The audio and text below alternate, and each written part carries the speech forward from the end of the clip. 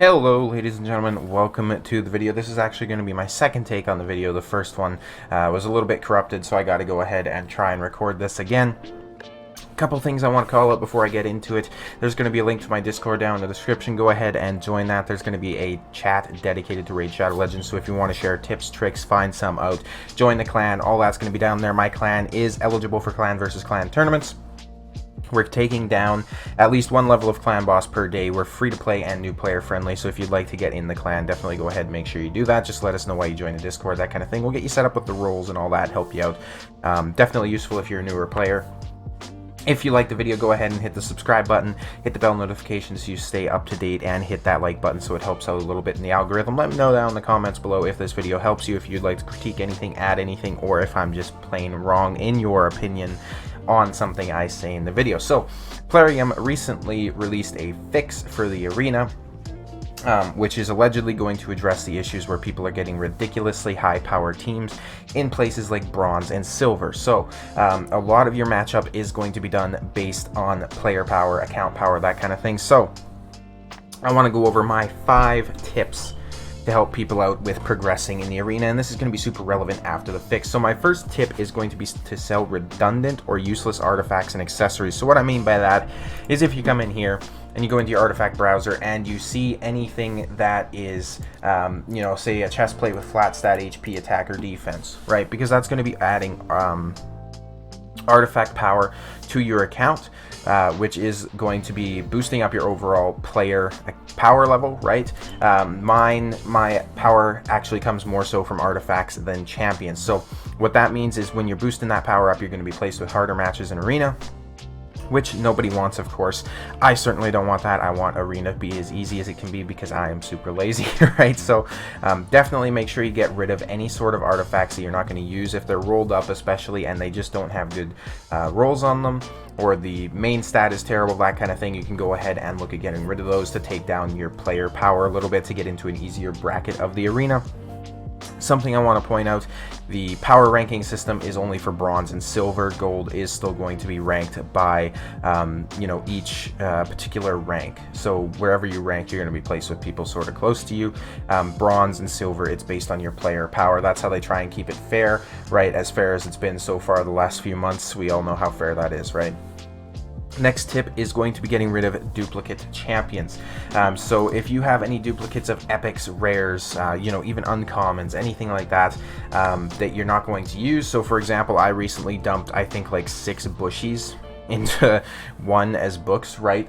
Because Bushy is a terrible champion. I keep seeing that my thing is lagging over here on the side. I apologize for that if it's lagging in the video.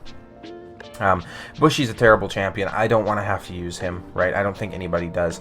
So, you know, get rid of those epics that you're not going to use. You definitely want to keep your legendaries even if they are dupes, because of course legendaries are fairly hard to get, right? So definitely keep those. Don't get rid of those. Plarium at this point probably isn't going to add a dupe system to the game at any point in the near future. They've basically been kind of stringing us along, just telling us that they have something in the works. I doubt it, right? So don't depend on that. Don't save your dupes. Get rid of those dupes because each one's going to add a couple thousand, usually minimum player power, to your account, which you definitely don't want if you want the easier matchups in arena. If it's a good champion that you would, well, so say for example if you have a Madame Cerise or a Cold Heart or anything like that, where you could actually build and make use of a dupe, don't get rid of them, right? So you have to use your own discretion there. I'm not just painting it with a broad stroke saying, hey, get rid of all your dupes kind of thing.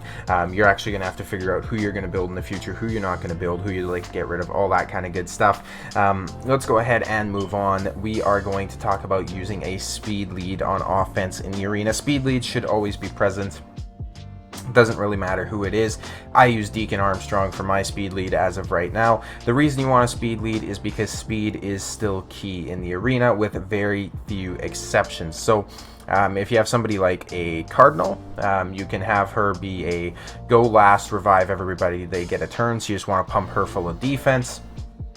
If you have, you know, people like Krisk and stuff like that, it's not so important that you go first. But if you're just looking to farm arena medals, speed is definitely the way, because speed is going to allow you to get through those battles in under 10 seconds usually, instead of, you know, the minute, 2 minute, 3 minute, 4 minute battles that you could sometimes face with a defensive team or a reviver heavy team, that kind of thing.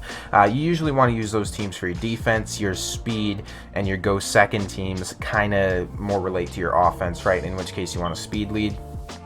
Somebody like a Prince Kaimar, Lysandra, Deacon Armstrong, Arbiter, if you have her, you know, they're all perfect for speed leads, and they're bringing absolutely phenomenal utility for the rest of the team as well. So definitely go ahead, make sure you have a speed lead if you're going to be, you know, trying to farm medals, if you want to do well, if you want to rank up after the changes and all that good stuff that they've made. Next thing I want to talk about is don't use champions that don't make any sense. So for example, in especially the lower levels of arena, you sometimes see stuff like Cold Heart in the arena. You sometimes see stuff like I can't really think of another example, but let's take Cold Heart, right? She's a phenomenal champion for almost all areas of the game, but she's not an arena champion. I know some keyboard warriors are going to go down to the comments and say, hey, my Cold Heart does 35 million damage in arena. She's absolutely amazing. You know, I can one-shot anybody in the game with her. I don't really care. I'm just going to say, I don't really care. Cold Heart is not an arena champion, right? You need to bring teams that have synergy. You need to bring teams that have a purpose. You need damage dealers, granted, but they have to be basically raw damage dealers in the arena. So Cold Heart scales on enemy max HP, which isn't going to do a whole lot in the arena, right? So you need to go ahead and you need to make sure you're bringing champions and synergies that make sense. So for defense, for example, you'd want somebody who's placing, like, say, block debuffs and then defense up, so like a Sepulchre Sentinel. You'd want a Reviver, you'd want damage dealer, all that kind of stuff, right? So you just want to make sure that your synergy makes sense. You want to make sure that you're not bringing, say, a speed lead and 3 damage dealers, because then you don't have a defense down, anything like that, right? So a perfect example of a good synergy off the start would be running somebody like a Spirit Host as your speed lead, Kale as your damage dealer, War Maiden as your defense down, and then somebody like Diabolist or Apothecary for a bit of turn meter control. Diabolist is also going to reduce the turn meter of the enemy team, so it's kind of just up to you between those two which you'd pick. Apothecary also brings the speed boost for your team, right? So that would be a very good synergy. You got damage dealer, decreased defense, turn meter control, all that kind of good stuff. So just keep that in mind. That's definitely going to be a huge tip for you guys if you're looking to progress. Well, number one, and the most important in my opinion, is going to be not to lack on defense. From my experience, 8 out of 10 times, if you find a team that works in offense, you can't just put them into defense, right? Because auto battles is how it's going to play out for you on defense. You're going to be doing the same thing as auto. So if you have to manual your offensive team to actually get stuff done, they're not going to work on defense for you. Simple as that. If you can auto it on offense, you're good. You can put them into defense, right? Usually defensive teams are also going to be more based around resistance or defense or HP or all that kind of stuff, right? So they're not really your offensive team. So you kind of almost need to have champions specifically built for your defense. I know Sepulchre Sentinel is somebody that I built out very recently. She's actually rocking in my clan boss team right now, and I repurposed her for my arena defense as well. She's fast, so she gets out that block debuffs and the increased defense, which helps us survive nukes. And my win rate on defense has gone way up from there. So if you pair Sepulchre with somebody like Cardinal, a damage dealer, that kind of thing, right, it's going to go well. Or if you just want to bring in like 3 revivers who are all super tanky and just be super annoying for the enemy team to beat, that also works too, right? Half of the arena defense is prolonging those battles, because people aren't going to try and sit through a 5-minute battle if they can just farm something for 2 seconds, right? That's why a lot of people, especially at the lower ranks, will kind of shy away from fighting things like Valkyries, Krisks, stuff like that, right? So, excuse me.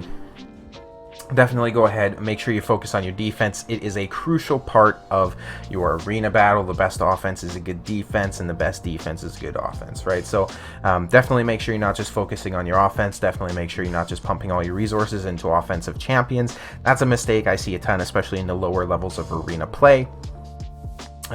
If you think about it as well, you can go out and win as many battles as you want, but if you're losing just as many in between when you're on defense, that's not really going to gain you anything, and you're not really going to progress, right? So you want to be aiming for an arena defense win rate of, I would say personally, at least 50%.